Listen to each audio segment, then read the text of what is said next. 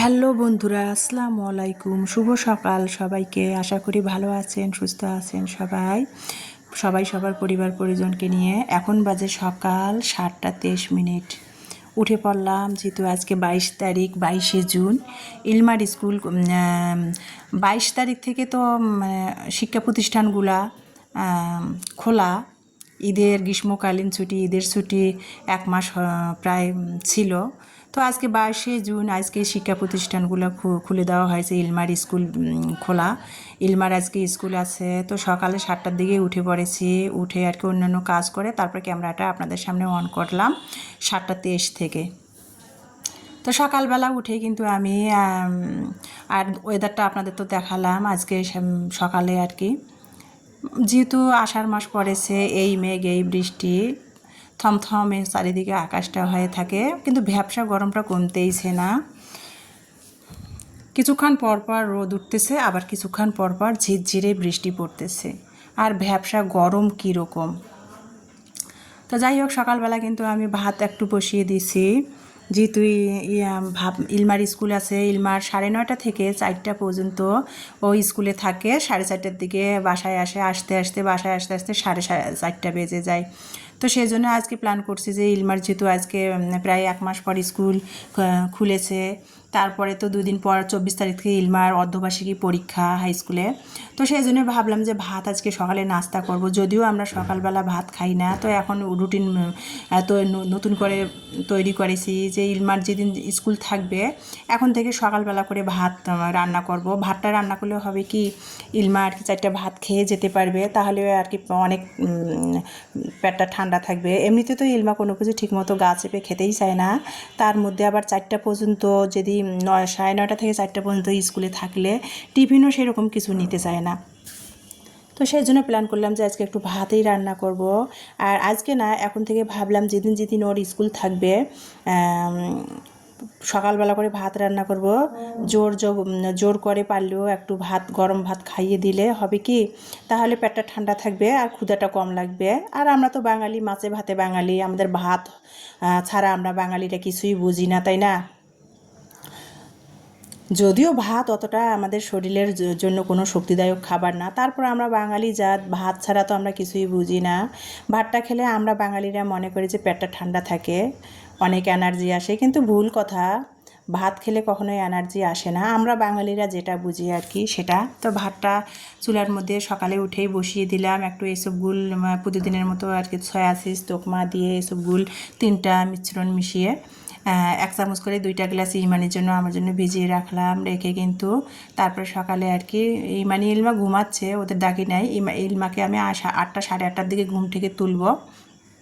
যেহেতু রাতেই স্কুলের ব্যাগটাকে গুছিয়ে রেখেছে, ক্লাসের পড়াগুলো কমপ্লিট করে রেখে দিয়েছে, প্রাইভেটের পড়া। তো সেই জন্য ভাবলাম যে আর একটু ঘুমাক। আর রাতে ঘুমাতে না, আমি ঘুমাই লেটে, ওরাও আর কি যেহেতু পড়ে, ইলমাও আর কি আর ঘুমাতে চায় না। রাতের 1:30 1:30 বেজেই যায়। তো সেই জন্য ভাবলাম, আর রাত তো অনেক ছোটো, সেই জন্য ভাবলাম যে একটু ঘুমাক, 8:30টার দিকে ডেকে দিব। তো আমি উঠে পড়েছি সকালে, ভাত বসিয়ে দিলাম। আর ফ্রিজের মধ্যে তরকারি ছিলই, গতকালকের একটু লোট্টে শুটকি ভুনা ছিল, কাঁঠালের বিচি পুঁই শাক দিয়ে কাচকি মাছের শুটকি চচ্চড়ি করেছি, সেটাও ছিল। একটু খালার দেওয়া চাল কুমড়ের ভাজি, কাঁঠালের বিচির ভর্তা, সেগুলো সবই রয়েছে। আমার মেয়েরা তো খেতেই চায় না, গতকালকে যেমন ছিল তেমনটাই একটু একটু করে রয়ে গেছে। তো ভাবলাম যে সেগুলো দিয়ে ফ্রিজ থেকে বের করলাম গরম করে, সেগুলো দিয়ে সকালের নাস্তাটা খেয়ে নিব।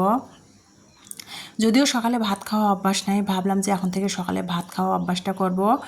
আমি খেলে না, আমার 2 মেয়েও খাবে, আমি না খেলে তো ওরা খেতে চায় না। তো যাই হোক, মেজে রাইস কুকারে ভাতটা বসিয়ে দিয়ে বাসি ঘরগুলো কিন্তু আমি ঝাড়ু দিয়ে নিলাম। আর A to Z ভিডিও বোঝাতে গেলে কিন্তু ভিডিও অনেক লং হয়ে যায়। আজকে ভিডিওটা যেমন আমি কেটে কেটে নিয়েছি, তারপরেও কিন্তু আমার ভিডিওটা প্রায় 9 মিনিট হয়ে গেছে। তো যাই হোক, যেটা বলতেছিলাম, সকালবেলা ভিডিওটা করার পর তারপরে আর কোনো সারাদিনে সেরকম রান্না ছিল না, আর ভিডিও করাও হয় নাই। ইলমার যে ইউনিফর্মটা, ওই যে বললাম 1 মাস প্রায় স্কুল বন্ধ ছিল, ইউনিফর্মটা কেচে ড্রয়ারে ভাঁজ করে রেখে দিয়েছিলাম, আয়রন করা আর হয়েছিল না। তো আয়রন করে দিলাম ইলমার স্কুলের ইউনিফর্মটা। ইলমা ঘুম থেকে উঠে ফ্রেশ হয়ে নাস্তা খেয়ে রেডি হলো, হয়ে আর কি এই যে একেবারে ইলমার কেটসগুলো আমি পরিষ্কার করে ধুয়ে রোদে শুকিয়ে রেখে দিয়েছিলাম। ইলমা রেডি হলো, হয়ে এখন বের হয়ে যাচ্ছি। ওর টিফিনের মধ্যেও কিন্তু 1 চামচ একটু ভাতই দিয়ে দিয়েছি, অফ ক্যামেরাতে টিফিন রেডি করে দিয়ে দিয়েছি। তো যাচ্ছে, দেখেন আমার ইলমা এত জোরে জোরে হাঁটে, ওকে বলছে আস্তে আস্তে যাও, কিন্তু ও জোরে জোরে হাঁটতেছে। তো যাই হোক, অটো বাসার সামনে পেয়ে গেলাম, অটো ঠিক করে ইলমাকে অটোতে উঠাই দিলাম। আমার বাসা থেকে স্কুলে যাওয়া অটো 20 টাকা, আপ ডাউন 40 টাকা নেয়। তো অটো করে ইলমাকে তুলে দিলাম, দিয়ে তারপরে আর কি আমি এই যে আর কি বাসায় আসতেছি। 9:30 বাজে। আর দেখেন এখন যেহেতু আমার বাসাটা নিচতলা, দোতলা, 4তলা, পুরো 3তলা ফ্লোরে আমরা ফ্যামিলি থাকি, বাড়িওয়ালা ভাই আর আমি। আর পুরো বিল্ডিংটা অফিস এনজিও ভাড়া। তো এখন দেখেন অফিস আওয়ার যেহেতু 9:30 বাজে, অফিসের গাড়িগুলো বাসার সামনে, মাইক্রো গাড়ি, মোটর সাইকেলগুলো এসে বাসার সামনে ভরে গেছে। তো পাশ দিয়ে আমি বাসার উপরে চলে আসলাম, এসে আর কি তারপরে অফ ক্যামেরাতে আমি অন্যান্য কাজ করেছি। সব কাজ তো আর ভিডিওতে শেয়ার করা সম্ভব হয় না। করে তারপরে বাসি বিছনাগুলো গুছিয়ে নিয়েছি, নিয়ে ইমানি তো পড়তেছিল, ইমানিকে ডাকলাম যে আসো একটু ভাত খেয়ে নেই। তো ইমানি আর কি ফ্রেশ হয়ে আসলো, তারপরে এসবগুলোর পানিটা ইমানি খেয়ে নিল। আমি কিন্তু অফ ক্যামেরাতে এসবগুলোর পানিটা খেয়ে নিয়েছি। তারপরে সকালে হয়েছে ফ্রিজের তরকারি দিয়ে সকালের নাস্তা খেয়ে নিলাম, নিয়ে তারপরে এই যে বাড়িওয়ালা ভাইদের সিকিউরিটি, ওনাদের অফিসের আর কি সিকিউরিটি, ওনার কাছে দুধ রোজ করেছি, গ্রাম থেকে নিয়ে আসে। সেই দুধ আর কি 3 লিটার দুধ দিয়ে গেল।